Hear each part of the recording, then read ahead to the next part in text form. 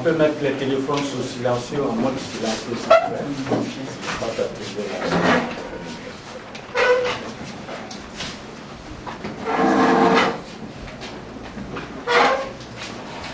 Mesdames et messieurs, vous remercions d'être là aujourd'hui. En réponse à notre invitation, nous voulons partager avec vous ce que vous connaissez déjà et ce que vous vivez déjà. La grave situation que connaît notre pays, avec tant d'interrogations. Ce n'est pas seulement la situation délétère qui prévaut dans la région du Nord. C'est aussi le Mali est confronté à une dégradation persistante et inacceptable de la sécurité au centre du pays. Dégradation due à l'absence de l'État dans ces nombreuses localités urbaines et rurales et dont d'innocentes populations constituent les principales victimes. Il ne se passe quasiment plus de semaines, voire de jours, sans que ne soient perpétrés des assassinats, des enlèvements, des actes de dévastation et de destruction de biens dont les auteurs semblent agir dans une impunité quasi totale.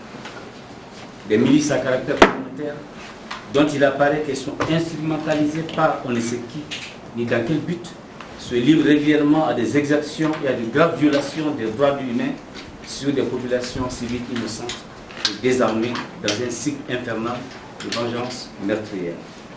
Des fosses communes sont découvertes ça et là, qui viennent alourdir chaque jour un peu plus le bilan macabre et dramatique de ces expéditions punitives.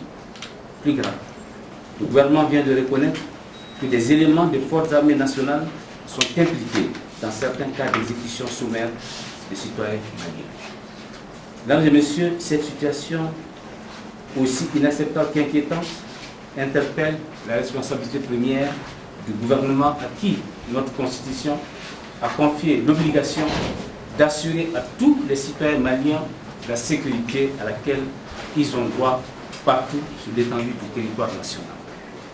Gouverner, c'est parler à son peuple, surtout dans ces moments difficiles, où notre peuple s'interroge devant tant d'atteintes et devant tant d'effritements, devant tant de violence. C'est le devoir du gouvernement d'informer et de rassurer, d'agir pour garantir la sécurité de tous les citoyens et de redonner l'espoir. C'est pourquoi les Maliens ne comprennent pas le silence du président de la République, chef de l'État, face à ces crimes abominables et à la déstructuration violente de notre communauté nationale.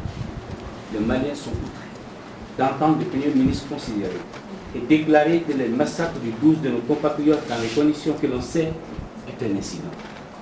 Les Maliens n'acceptent pas et dénoncent ce qui se passe au centre du pays. Ils refusent que le vivre ensemble harmonieux des populations maliennes, bâti au fil des siècles et des épreuves de notre histoire commune, soit ainsi mis en cause et atteigne la solidité de notre nation et de notre peuple. Ainsi, c'est avec la plus grande fermeté qu'au nom du parti phare et du nouveau pôle politique, je condamne non seulement toutes les atrocités, tous les crimes ignominieux, mais aussi l'incapacité de l'État à faire respecter la loi de la République et à ramener le calme et la sérénité partout où ils sont compromis sur l'ensemble du territoire national. Les FARC et les NPP demandent au président de la République qu'il informe sur ce qui se passe au centre du pays et qu'il indique au peuple malien les mesures concrètes prises pour mettre fin aux exactions et aux autres massacres qui y sont perpétrés. Les FARC et les NPP attendent du gouvernement que les conclusions des enquêtes diligentées soient portées à la connaissance de l'opinion nationale et que, le cas échéant, justice soit rendue aux victimes.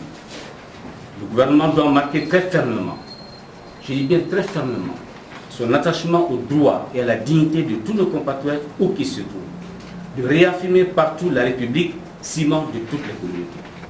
Notre gouvernement doit recentrer son action, remodeler rapidement la gouvernance de la défense et de la sécurité, consacrer au financement des opérations de sécurité non seulement des ressources suffisantes, mais aussi dans la durée.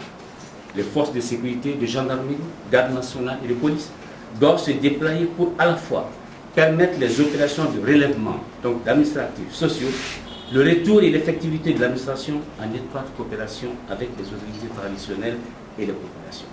Ces forces doivent disposer de capacités d'anticiper, de protéger, et de contrôler les espaces dans le discernement, je le dis, dans le discernement et le strict respect des droits humains. Et il est important que le déploiement administratif se fasse aussi avec une administration sensibilisée sur ce qui doit être sa place, son rôle auprès des concitoyens et comment il doit aborder désormais, dans la qualité de la prestation des relations avec nos concitoyens, pour rétisser des relations de confiance et apaisantes. Et c'est pour ça que les femmes n'ont pas cessé, avec le NPP, d'appeler au dialogue national. C'est dans le vrai dialogue national que nous saurons retrouver la cohésion nationale de façon plus ferme, de façon plus solide.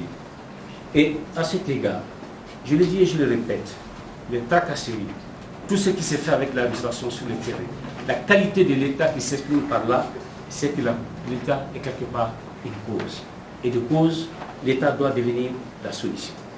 Parce qu'un État fort, efficace et juste donne plein effet à l'articulation, sécurité, développement et démocratie.